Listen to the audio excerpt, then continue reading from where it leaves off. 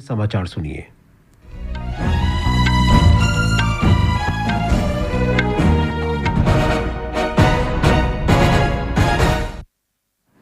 Covid मरीजों की संख्या फिर से बढ़ रही है। श्रोताओं से अपील है कि कोई भी कोताही न बरतें, सुरक्षा के सभी उपायों का पालन करें और 45 वर्ष से अधिक आयु के सभी लोग निसंकोच टीका लगवाएं। सुरक्षित रहें और 3 आसान उपायों का पालन करें। मास्क पहनें, 2 गज दूरी है जरूरी, सुरक्षित दूरी बनाए रखें, हाथ और मुंह साफ रखें। और अब समाचार। देश में 1 मई से 18 वर्ष से ऊपर के सभी लोगों को कोविड टीके लगाए जाएंगे। केंद्र सरकार ने कोविड टीकाकरण की नीति को अधिक उदार बनाने और तीसरे चरण की घोषणा की। प्रधानमंत्री नरेंद्र मोदी की अध्यक्षता में बैठक के दौरान ये फैसला किया गया। इस चरण में पहले की तरह सरकारी टीकाकरण केंद्रों में स्वास्थ्य कार्यकर्ताओं, अग्रिम पंक्ति के कार्यकर्ताओं और 45 वर्ष से अधिक उम्र के सभी लोगों का निःशुल्क टीकाकरण जारी रहेगा। तीसरे चरण में वैक्सीन निर्माता मासिक 50% टीकों की आपूर्ति केंद्र सरकार को करेंगे और बाकी 50% राज्यों के साथ खुले बाजार में आपूर्ति के लिए स्वतंत्र होंगे।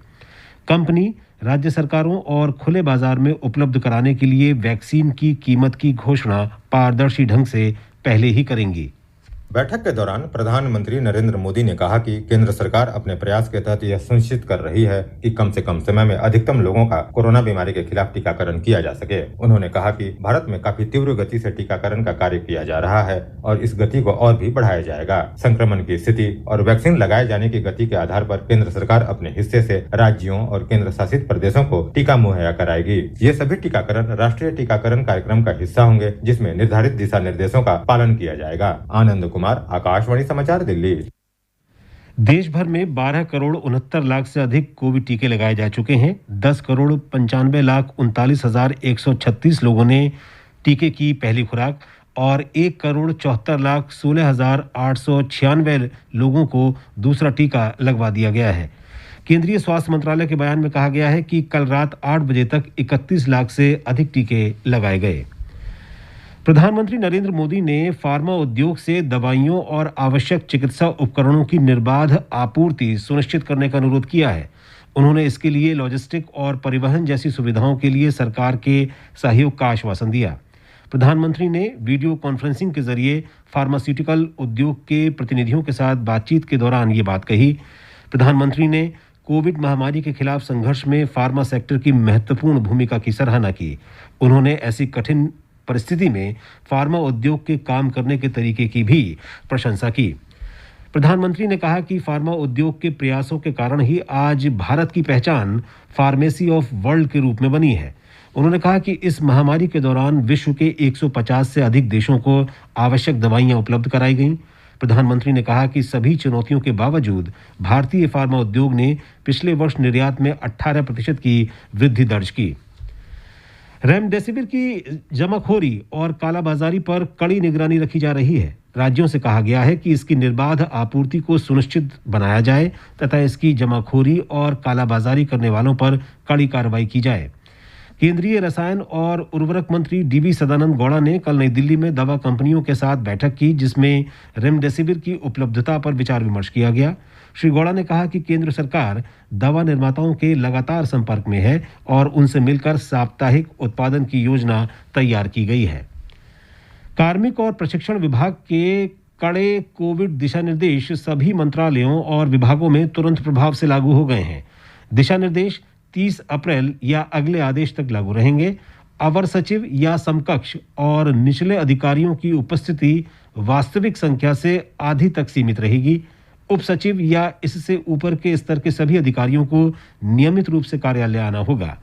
कार्यालयों में सभी अधिकारियों को मास्क लगाने, सुरक्षित दूरी रखने और सैनिटाइजर का इस्तेमाल करने तथा साबुन और पानी से बार-बार हाथ धोने जैसे सभी उपायों का पालन करना होगा। कंटेनमेंट जोन में रहने वाले सभी अधिकारियों को कार्यालय आने से छूट रहेगी। दिल्ली सरकार के 6 दिन के लॉकडाउन को देखते हुए दिल्ली मेट्रो सेवा सुबह 8 बजे से 10 बजे तक और शाम 5 बजे से 7 बजे तक 30-30 मिनट के अंतराल पर उपलब्ध रहेगी। बाकी समय मेट्रो सेवा 1-1 घंटे के अंतराल पर चलाई जाएगी। इस अवधि में केवल वे ही लोग यात्रा कर पाएंगे जिन्हें लॉकडाउन से छूट मिली है और इसके लिए उन्हें वैध पहचान पत्र दिखाना होगा। मेट्रो सेवा में 50% बैठने की क्षमता के साथ ही यात्रा करने की अनुमति होगी। ये समाचार आकाशवाणी से प्रसारित किए जा रहे हैं। कोविड-19 से बचाव और सुरक्षित रहने के 3 उपाय। मास्क लगाएं, 2 गज दूरी है जरूरी, सुरक्षित दूरी रखें, हाथ और मुंह साफ रखें। दिल्ली में पिछले 24 घंटे के दौरान 23,686 लोगों में संक्रमण की पुष्टि हुई। इसे मिलाकर संक्रमित लोगों की संख्या 8,77,000 से अधिक हो गई है। दिल्ली सरकार ने कहा है कि 7,87,000 से अधिक मरीज इस संक्रमण से ठीक हो चुके हैं। कल 21,500 से अधिक मरीजों के स्वस्थ होने और 240 लोगों की मृत्यु की पुष्टि हुई। इसके साथ ही मृतकों की संख्या 12,361 हो गई है। इस समय राष्ट्रीय राजधानी क्षेत्र में 76,887 लोगों का इलाज चल रहा है। हिमाचल प्रदेश में बढ़ते कोरोना संक्रमण के मद्देनजर स्कूल कॉलेज 1 मई तक बंद कर दिए गए हैं। ये फैसला कल मुख्यमंत्री जयराम ठाकुर की अध्यक्षता में वरिष्ठ अधिकारियों के साथ कोविड-19 स्थिति पर बैठक में किया गया। बैठक में ये भी निर्णय लिया गया कि सभी संस्थानों के कर्मी भी 1 तारीख तक ड्यूटी पर नहीं आएंगे। राज्य सरकार ने सभी कर्मचारियों के स्थानांतरण पर पूर्ण रूप से रोक लगा दी है। मुख्यमंत्री ने हाल ही में 3 जिलों का दौरा कर कोविड-19 स्थिति की समीक्षा की। मंत्रिमंडल की अगली बैठक बृहस्पतिवार की होगी, जिसमें कोरोना संक्रमण की रोकथाम के लिए कुछ और निर्णय लिए जाएंगे। मध्य प्रदेश में कोरोना संक्रमित अब सेना के अस्पतालों और आइसोलेशन केंद्रों में भी रखे जाएंगे। संभवतः ये पहली बार है कि राज्य सरकार ने कोविड महामारी की चुनौती का सामना करने के लिए सेना के संसाधनों का इस्तेमाल करने का फैसला किया है। छत्तीसगढ़ में 2 और जिले सुकमा और कोंडागांव में आज से लॉकडाउन लागू हो जाएगा। इसके साथ ही लॉकडाउन राज्य के सभी जिलों में प्रभावी हो जाएगा। कुछ जिलों में पहले लगाए गए लॉकडाउन के वांछित परिणाम मिलने लगे हैं। उत्तर प्रदेश सरकार ने कहा है कि राज्य में लॉकडाउन लगाने की आवश्यकता नहीं है। इलाहाबाद उच्च न्यायालय ने कल राज्य सरकार को 5 शहरों में लॉकडाउन लगाने का निर्देश दिया था। ये शहर है लखनऊ, कानपुर, वाराणसी, प्रयागराज और गोरखपुर। राज्य सरकार ने कहा है कि लोगों का जीवन बचाने के साथ साथ गरीबों की आजीविका भी सुरक्षित होनी चाहिए, इसलिए इन शहरों में पूर्ण रूप से लॉकडाउन नहीं लगाया जाएगा। भारतीय रेलवे ने कोविड महामारी से लड़ाई जारी रखते हुए ऑक्सीजन एक्सप्रेस चलाने की तैयारी कर ली है। मुंबई डिवीजन ने कलंबोली में टैंकरों की लोडिंग अनलोडिंग की सुविधा के लिए रैंप का निर्माण किया है। 7 खाली टैंकरों के साथ रो सेवा कलंबोली गुड्स यार्ड से विशाखापट्टनम स्टील प्लांट के लिए कल शाम रवाना हुई।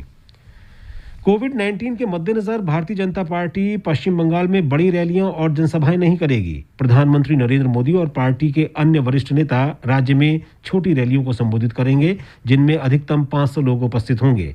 पार्टी ने कहा है कि ये सभी जनसभाएं कोविड-19 दिशा निर्देशों के अनुरूप खुले मैदान में की जाएंगी। पार्टी ने राज्य में 6 करोड़ मास्क और सैनिटाइजर वितरित करने का निर्णय लिया है। आईपीएल क्रिकेट में कल चेन्नई सुपर किंग्स ने राजस्थान रॉयल्स को 45 रन से हरा दिया। मुंबई के वानखेड़े स्टेडियम में पहले बल्लेबाजी करते हुए चेन्नई ने निर्धारित 20 ओवर में 9 विकेट पर 188 रन बनाए। फाफ डू प्लेसिस ने 17 गेंद में 33 रन, अंबाती रायुडू ने 17 गेंद में 27 रन और मोइन अली ने 20 गेंद में 26 रन बनाए। राजस्थान की ओर से चेतन सकरिया ने 3 और क्रिस मॉरिस ने 2 विकेट लिए। लक्ष्य का पीछा करते हुए राजस्थान रॉयल्स 20 ओवर में 9 विकेट पर 143 रन ही बना सकी। आज दिल्ली कैपिटल्स का सामना मुंबई इंडियंस से होगा। ये मैच शाम 7:30 बजे चेन्नई के एमए चिदम्बरम स्टेडियम में खेला जाएगा। दिल्ली में कोविड महामारी और कर्फ्यू के कारण इंडिया ओपन बैडमिंटन टूर्नामेंट स्थगित कर दिया गया है। ये टूर्नामेंट नई दिल्ली के केडी जाधव इंडोर हॉल में 11 से 16 मई तक होना था। बैडमिंटन विश्व फेडरेशन के साथ भारतीय बैडमिंटन संघ की आपात बैठक में ये फैसला किया गया। इसके साथ ही ये समाचार बुलेटिन समाप्त हुआ।